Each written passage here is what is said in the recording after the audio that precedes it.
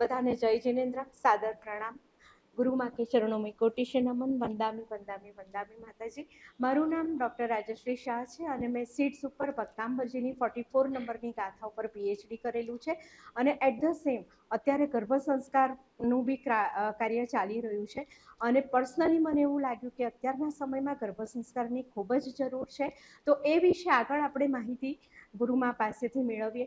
ગુરુમાં આપનું શું કહેવું છે કે ગર્ભ સંસ્કાર અત્યારના જમાનામાં કેટલું જરૂરી છે? ખૂબ જ જરૂરી છે. અત્યારના જમાનામાં ગર્ભ સંસ્કરણ હશે તો બાળક માની કુખોમાંથી જ ઘણી બધી વસ્તુ લઈને આવશે અને બાળકનું હેલ્થ પણ સારું રહેશે અને માતાને પણ કંઈક સારું એવું પોતાનું હેલ્થ પણ સારું રહેશે. એના માટે ગર્ભમાંથી જ બાળકને બધું શીખવવું જોઈએ. એના માટે ગર્ભ સંસ્કરણ અતિ જરૂરી છે. હવે ગર્ભ સંસ્કાર કોને કરાવવું જોઈએ ને ક્યારથી ચાલુ કરવું જોઈએ? ગર્ભ સંસ્કાર પહેલા જ મહિનાથી કરાવવું જોઈએ. જ્યારથી ખબર પડે કે પોતે માં બનવાની છે અથવા તો પોઝિટિવ રિપોર્ટ્સ જેવા આવે એવું તરત ને તરત જ ગર્ભ સંસ્કરણ એ દિવસથી ચાલુ કરવું જોઈએ. અને જૈન ધર્મમાં એવા કોઈ મંત્રો ખરા કે જેનાથી આપણે એક દિવ્ય આત્માનું અવતરણ આ પૃથ્વી પર કરાવી શકીએ? જૈન ધર્મની અંદરમાં એવા મંત્રો છે કે બાળકને સારા એવા સંસ્કારણ કરી શક્યા, જેમ કે ઓમ રીમ નમો નાણસ્સ, ઓમ રીમ નમો દંસણસ અને ઓમ રીમ નમો ચારિતસ્સ. આ 3 જાપ અને એ સિવાય ઓમ એમ નમઃ આ ચોથો મંત્ર છે. એ બાળક જન્મ પછીનો છે અને પેલા 3 મંત્રો છે એ જન્મ પહેલાના છે, જે માતા પોતે કન્ટિન્યુ કરી અને મેં એક એમ કહીએ કે એ 3 મંત્રોના સવા લાખના જાપ કરી અને પછી એ બાળકને એની ગળથુથી આપવામાં આવે. એ જ મંત્રથી સાકર અભિમંત્રિત કર્યા પછી એ સાકરથી બાળકને ગળથુથી આપવામાં આવે તો એ મંત્રોની અસર ખૂબ જ સરસ પડે છે. એટલે બાળક મેન્ટલી પણ સારો થાય છે, આંખો પણ સારી થાય છે અને કેરેક્ટર વાઇઝ પણ સરસ થાય છે. એકદમ ઓજસ્વી તેજસ્વી આયુષ્યમાન બાળકનું આપણે જન્મ આપી શકીએ. અને વિશફુલ ચાઇલ્ડનું આપણે જન્મ કરાવી શકીએ. એટલે વિશફુલ ચાઇલ્ડ અહીંયા મારો મિનિંગ એવો નથી કે બાબો અથવા તો બેબી, પણ જે ડિઝાયર હોય કે ધારો કે મી એઝ વન મધર મને ખબર હોય કે મારામાં મને મારા આ ગુણો નથી ગમતા અને મારું જે બાળક હોય એનામાં મારે આ ગુણો એડ કરવા છે, તો એવું આપણે અફર્મેશન દ્વારા કે એવી રીતે કરાવી શકીએ? જો ગુણ અવગુણ એ તમારા વિચારો ઉપર ડિપેન્ડ છે કે તમે સતત પોઝિટિવ વિચારો કરશો તો એ બાળકમાં એ જ આવશે.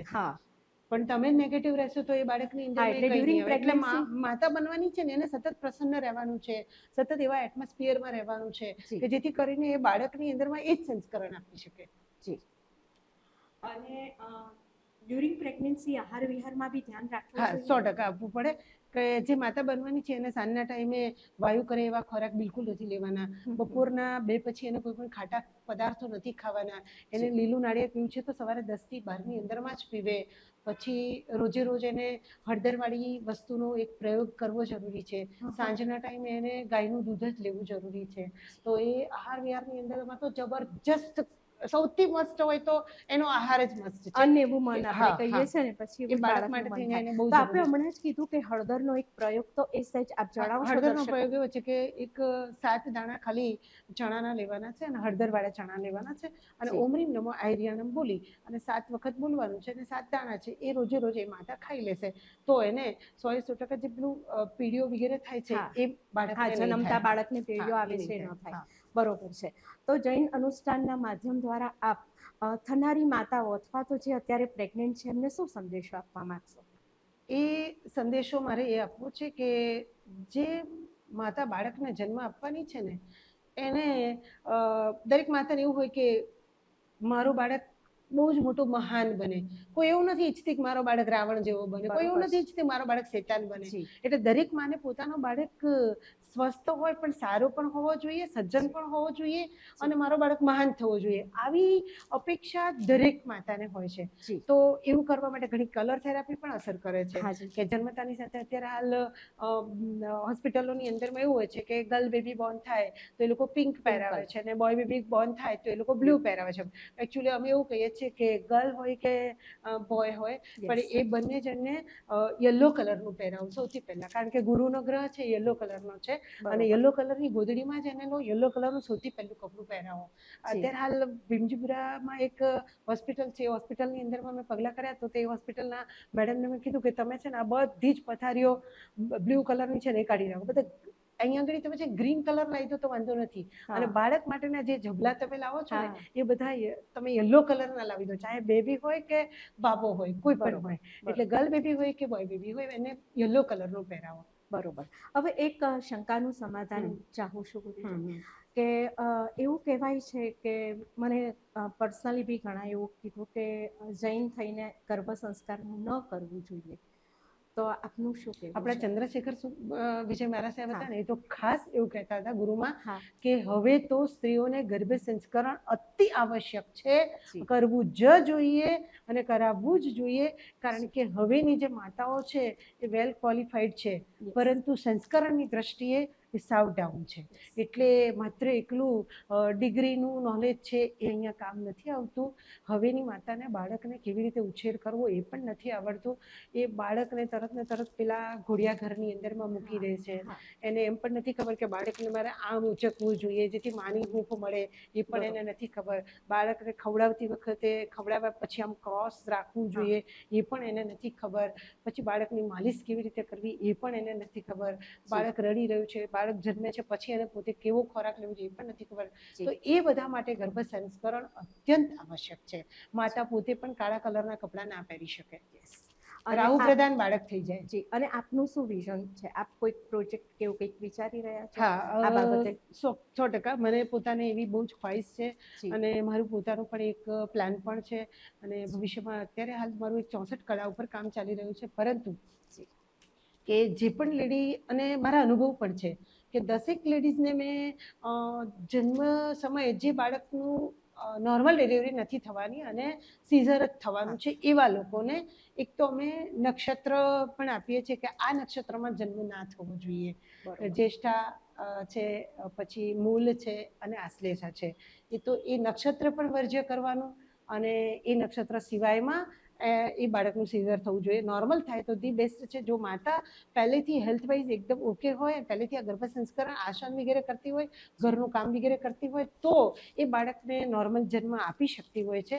પરંતુ જે બાળકનો નોર્મલ જન્મ થઈ શકે એવો નથી, તો એવા લોકો માટે મારી બહુ એવી ઈચ્છા છે કે ગર્ભ સંસ્કરણ ના આવી રીતે ક્લાસીસ ચાલુ કરવા, અને ગર્ભ સંસ્કરણ જે માતાઓ જે માં બનવાની છે એવી માતાઓ દર મહિને અમારી પાસે આવે, અને દર મહિને એને મંથ વાઇઝ એને કયા મહિને કેવો કેવો ખોરાક લેવો જોઈએ, કેવા વિચારો કરવા જોઈએ, કેવી રીતે ચાલવું જોઈએ, કેવી રીતે બેસવું ઉઠવું જોઈએ, કેવા કપડાં પહેરવા જોઈએ, જી. અને કેવા આસન વગેરે કરવા જોઈએ, અને ઘરના સભ્યોની સાથે એનું વર્તન કેવું હોવું જોઈએ.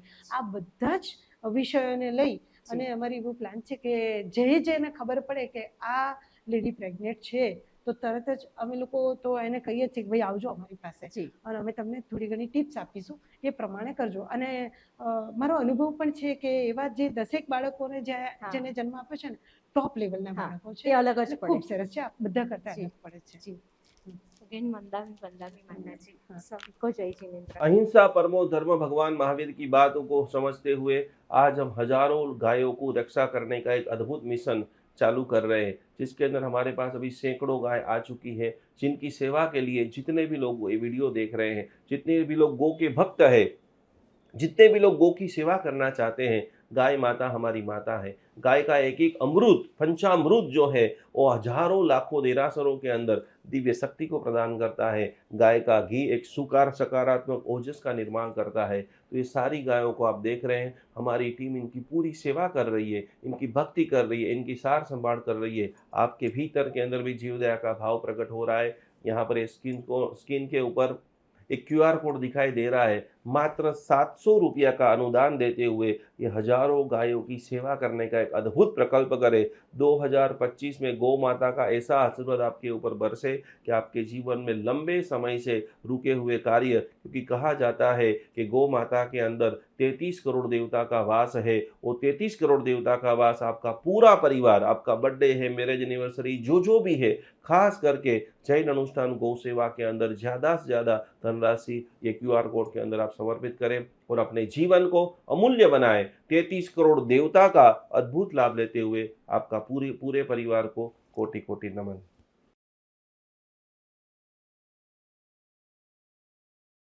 जीवन के अंदर एक पल्ले के अंदर जैन धर्म की सारी बातें, सामायिक प्रतिक्रमण, पूजा पाठ सब कुछ रख दीजिए और दूसरे पल्ले के अंदर आप रखिए साधर्मिक की भक्ति। अभी हमारे पास 500 से भी ज़्यादा जैन भाई बहन वृद्धाश्रम के अंदर अवेलेबल है।